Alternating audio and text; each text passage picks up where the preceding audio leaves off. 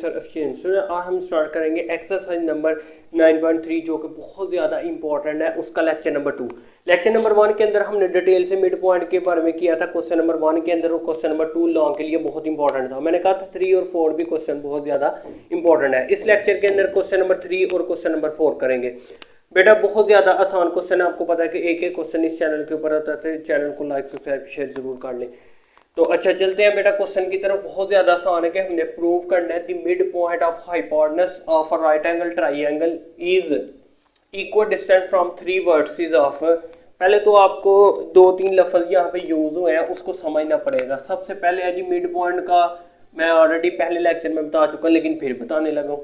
उसके बाद हाइपोटेनस क्या होता है, ये राइट एंगल ट्राइंगल के अंदर ही होता है। राइट एंगल ट्राइंगल क्या होता है, ऐसी ट्राइंगल जिसके अंदर जिसका एक एंगल 90 डिग्री का, उसको राइट एंगल ट्राइंगल बोलते हैं। इक्वल डिस्टेंस का मतलब होता है बराबर, वर्टिसेस होते हैं कोने, एक हो तो वर्टेक्स होता है, जमा होता है वर्टिसेस प्लूरल है, ए पी क्यू और आर। मैं बना लेता हूँ डायग्राम बेटा, आपको समझ आ जाएगी। ये देखें, ये हमने बना ली राइट एंगल ट्राइंगल, ठीक हो गया। अब ये है जी पी और ये क्यू और ये हमारे पास आ गया आर। ये 3 वर्टिसेस से मैं तीनों की तीनों लिख लेता हूँ, -2 और 5, और एक है जी 1 और 3, और आर बेटा हमारे पास क्या है जी -1 और 0। अब है क्या, अब उसने कहा जी राइट एंगल ट्राइंगल, ये भी हो गया। यहाँ पर इक्वल डिस्टेंस मिड पॉइंट, यहाँ पे एक लफ्ज यूज हुआ है हाइपोटेनस, कहाँ पर है, मिड पॉइंट। हाइपोटेनस का मिड पॉइंट हम कह लेते हैं तकरीबन यहाँ पर है। अब वो कह रहे हैं कि यहाँ से इस कदर यहाँ पर आके ना, अब ये वाला फासला, इसका मिड पॉइंट को हम डिनोट कर लेते हैं एम से, ठीक हो गया, एम से। अब ये कहता है कि ये वाला फासला यानी पीएम का, यानी कि पीएम का फासला बराबर हो किसके, ये वाला फासला मालूम करना है, ये बराबर हो एम आर के, और ये बराबर हो पी क्यू के, ठीक है। पी अब अच्छा एम क्यू के, किसके, एम क्यू के, सब के अंदर मिड पॉइंट वाला डिस्टेंस। ये सारे जो है ये फासले इक्वल डिस्टेंट है। समझ तो आ गई होगी कि हाइपोटेनस के अंदर यहाँ पे मिड पॉइंट है और उससे फासले तीनों वर्टिसेस के क्या हैं, बराबर है। इधर भी बराबर है, इधर भी बराबर है और इधर भी बराबर है। उससे पहले यहाँ पर मिड पॉइंट निकालना है, तो मिड ये किसके दरमियान में है, पी आर के। तो हम यहाँ पे निकाल लेते हैं mid point of P R. Mid point of किसका जी, मिड पॉइंट निकालना है पी आर का, पी आर।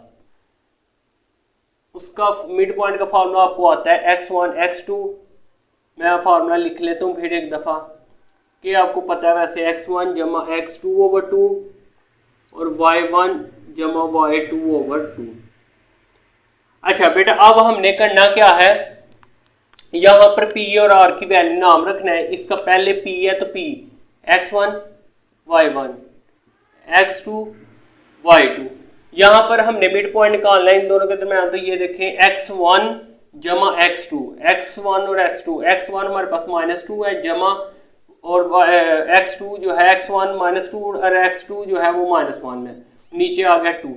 इसके आगे बेटा हमारे पास y1 हमारे पास 5 है और प्लस y2 जो है वो हमारे पास क्या है 0, और नीचे आ गया 2। और इसका जो मिड पॉइंट निकलेगा बेटा, यहाँ से आ जाएगा -2 -1/2, और यहाँ पर बेटा आ जाएगा जी 5/2। और इसको फाइनली जो हमारा मिड पॉइंट आ गया वो आ गया -3/2, माइनस प्लस, और ये आ गया जी 5/2। अब मिड पॉइंट तो हमारे पास आ गया जी, यहाँ पर मैं लिख लेता हूँ जी, मिड पॉइंट आया हमारा -3/2 और एक आ गया जी 5/2।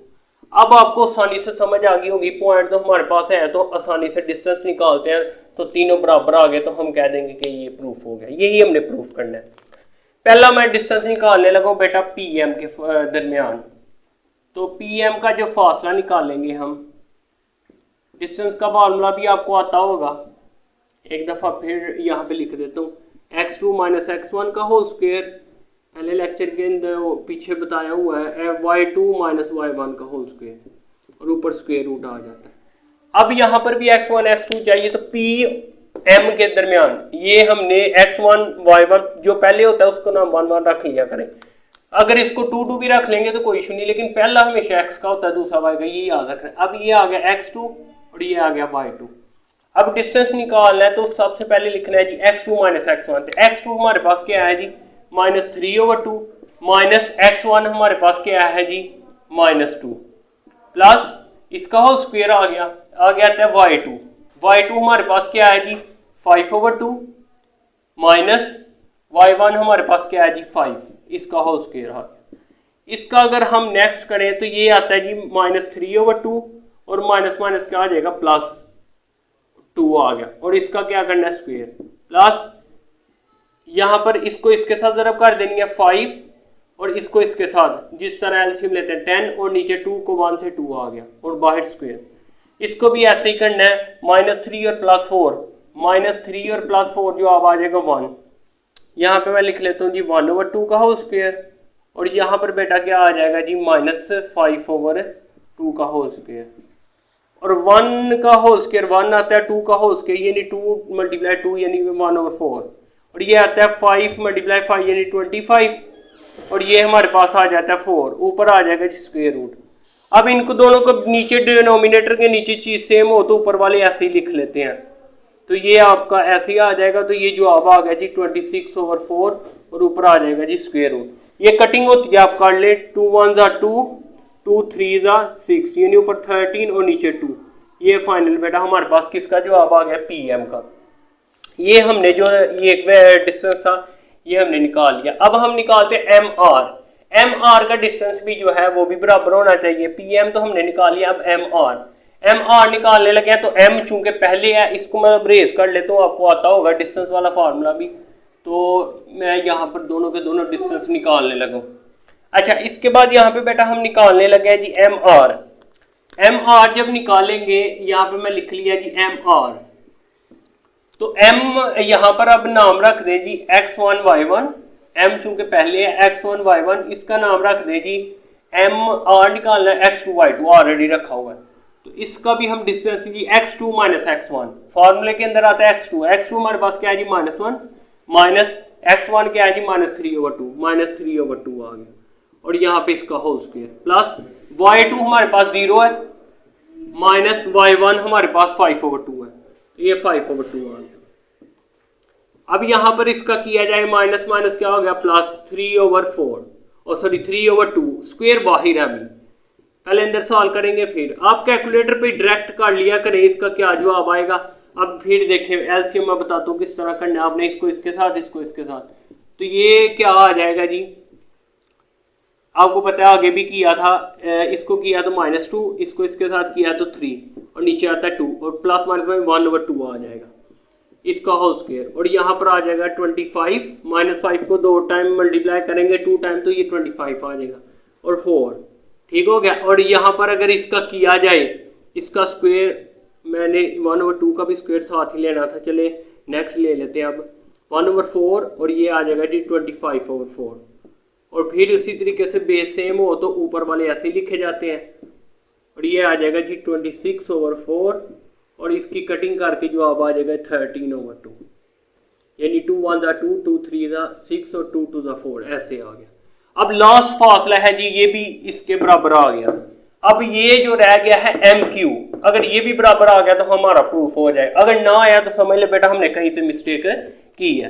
अब चलते हैं जी MQ रह गया तो MQ में निकाल तो M और Q x1 y1 लिखा हुआ है जिसके नीचे लिख लें x2 y2 यहाँ पे मैं लिख लेने लगा हूँ MQ इसके दरमियान फासला निकालना है तो M पहले यहाँ पे x2 माइनस x1 क्या है जी 1 माइनस ये आता है -3/2 और इसका क्या आ जाएगा whole square plus y2 minus y1 हमारे पास 3 है और y1 हमारे पास 5/2 है इसका होल स्क्वायर ये बेटा आ जाएगा 1 माइनस माइनस प्लस 3/2 और इसका होल स्क्वायर आ गया प्लस इसको करेंगे तो क्या आ जाएगा जी 3 को इसके साथ 6 1 को इसके साथ -5 और नीचे आ जाएगा 2। अच्छा इसके बाद बेटा ये इसी तरीके से आप डायरेक्ट कैलकुलेटर पे करेंगे तो आंसर आ जाएगा 2 इसके साथ ज़रब की तो 2 आ गया इसको इसके साथ की तो 3 और नीचे क्या आ गया 2 और 5/2 मैं लिख रहा हूँ इसका होल स्क्वायर और यहाँ पे बेटा आ जाएगा जी 6 में से 5 निकाले तो 1/2 ऊपर आ गया जी 25/4 और नीचे यहाँ पर आ गया जी 1/4 इन दोनों फिर डिनोमिनेटर सेम है तो ऊपर वाले प्लस हो जाएंगे। ये कैसे होते हैं फिर एक दफ़ा बता देते। 26/4। अब ये देखें इसकी कटिंग करेंगे 2 के साथ तो यही जवाब आ जाएगा 13/2।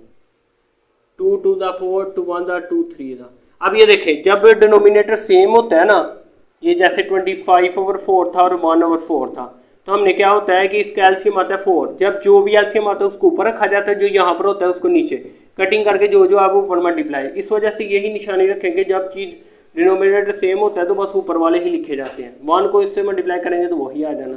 लिहाजा ये देखें हमारे तीनों के तीनों जो थे ये बराबर आ चुके हैं, तो ये फासला जो है हमारा क्या है, बराबर आ गया। एम आर के भी बराबर है और एम क्यू के भी फासला जो है वो बराबर है। तो यही बेटा हमने प्रूफ करना था और यही एंड पे आपने जो है ना इसको ये पहले हमें पता होना चाहिए कि करना क्या है।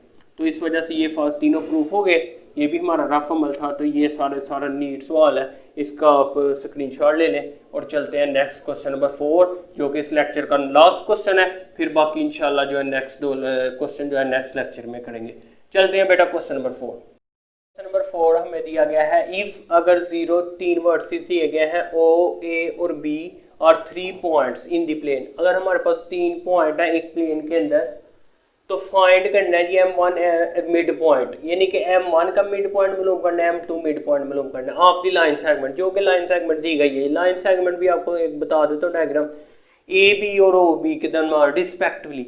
ये डायग्राम से समझ आएगी आपको डिस्टेंस भी मालूम करना है M1 और M2 का।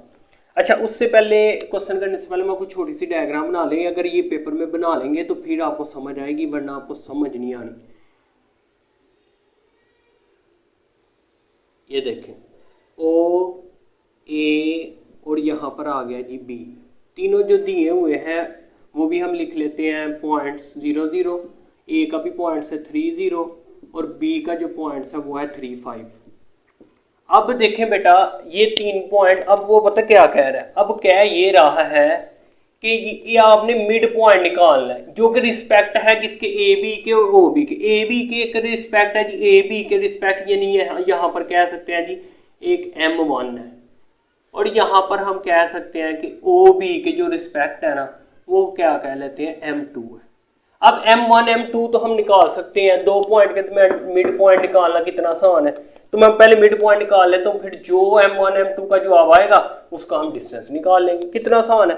तो यहाँ पे पहले मैं निकालता हूँ जी मिड पॉइंट किसके दरमियान हम निकालना है। यहाँ पे मैं लिख लेता हूँ जी ये हमारा निकलेगा किसका, M1 का जवाब आएगा। किसका आएगा, M1 का। यहाँ पे मैं लिखता हूँ जी M1 बराबर है जी मिड पॉइंट ऑफ AB का जो मिड पॉइंट निकलेगा वो दरअसल हमारे पास क्या आएगा, आगे भी फॉर्मूला बता चुका है x1 x2, बस नाम रखते हैं वैल्यू पुट करते हैं। अब आपको रट गया होगा, बहुत दफ़ा बता दिया, x1 y1 x2 y2। तो x1 जमा x1 हमारे पास 3 है और x2 भी 3 है, तो 3 + 3/2 और y1 जमा y2 0 + 5/2। तो ये हमारे पास बेटा पहला मिड पॉइंट आ गया, ये आता है 6/2 और ये आता है जी 5/2 और ये कटिंग करके हमारे पास बेटा क्या आ जाएगा जी 3 और ये मिड पॉइंट जो है वो हमारे पास आता है 3 और ये आता है 5/2। ठीक हो गया। ये क्या आया है हमारे पास M1 का जवाब। अब रह गया हमारे पास M2, वो इन दोनों के मैं मिड पॉइंट निकालना है तो वो भी मैं निकाल लेता हूँ। यहाँ पे मैं लिखता हूँ जी M2 का निकलेगा और वो किन के दरमियान मिड पॉइंट निकालना है, मिड पॉइंट ऑफ OB, उनके दरमियान M2 है तो ये निकल आएगा। तो M इसका मिड पॉइंट निकालने के लिए इसका नाम x1 y1 x2 y2। अच्छा, 0 + 3/2 और ये आता है जी 0 + 5 यानी y1 y2/2 और ये आ जाएगा बेटा हमारे पास 3/2 और ये हमारे पास आ जाएगा 5/2 और ये जवाब किसका निकला हमारे पास M2 का। दोनों मिड पॉइंट निकल गए, M1 भी आ गया M2 भी। अब मैं यहाँ पर एक दफ़ा M1 M2 दोनों लिख लेता हूँ। M1 जो है उसका जो हमारे पास जवाब है वो है जी 3 और 5/2, 3 और 5/2 और M2 का जो हमारे पास जवाब है ना वो हमारे पास क्या है, हमारे पास बेटा वो दिया गया है 3/2 और 5/2, 3/2 और 5/2। ये M2 का जवाब है। दरअसल अब हमने ये तो निकाल ले मिड पॉइंट, अब वो कह रहा था इनके दरमियान डिस्टेंस भी निकालना है, तो हम यहाँ पे निकालते हैं डिस्टेंस m1 m2 के दरमियान डिस्टेंस। तो डिस्टेंस का फॉर्मूला भी आपको आता है x2 माइनस x1 का होल स्क्वायर। y बस नाम रख लें, ये पहला x1 है, दूसरा y1, ये x2 है और ये y2। x2 minus x1, x2 आ गया 3/2, x1 हमारे पास 3 है, इसका whole square plus y2 minus y1, y2 हमारे पास 5/2 है और y1 हमारे पास 5/2 है, इसका होल स्क्वायर आ गया। अच्छा, ये आता है जी इसी तरीके से एलसीएम, इसको इसके साथ 3 आ गया, इसको इसके साथ 6 और नीचे ये शॉर्टकट एलसीएम का तरीका का, और ये एक प्लस का एक माइनस का, ये 0 आ जाएगा। और ये हमारे पास आता है प्लस माइनस माइनस माइनस 3/2 और यहाँ पर बेटा होल स्क्वायर और ये आता है 0। और आपको पता है 3 का स्क्वायर लिया जाए तो कितना बनता है 9 और 2 का स्क्वायर लिया जाए तो वो बन जाता है 4 और 0 में ऐड करें तो वही जवाब आ जाता है, यही 3, इसका जवाब आ जाए 3/2। जो m1 और m2 का जो डिस्टेंस है बेटा, उसका जो जवाब है हमारे पास आ गया 3/2। तो बेटा ये वाला उम्मीद है कि आपको दोनों क्वेश्चन की बहुत अच्छी तरीके से समझ आ चुकी होगी। तो बहुत ही मेहनत वाला काम है, तो इस वजह से बेटा आपके लिए मेहनत करते हैं, तो इस वजह से जाने से पहले चैनल को लाइक सब्सक्राइब शेयर जरूर करें। और ये इंपॉर्टेंट क्वेश्चन है, नेक्स्ट तो इंशाल्लाह नेक्स्ट लेक्चर के अंदर करेंगे, और इसको ज़्यादा से ज़्यादा शेयर करें। कहीं से कहीं प्रॉब्लम होती है तो ज़रूर मुझे कमेंट्स करें ताकि मैं आपकी हेल्प कर सकूँ। और बेटा जाने से पहले इस चैनल को सब्सक्राइब करने का फ़ायदा भी ये होगा कि इंशाल्लाह नेक्स्ट जो लेक्चर होगा वो जो मैं अपलोड करूँगा आप तक पहुँच जाएगा। तो इस वजह से जाने से पहले चैनल को सब्सक्राइब भी ज़रूर कर लें। दुआ में याद रखें, मिलते हैं नेक्स्ट लेक्चर में। अल्लाह।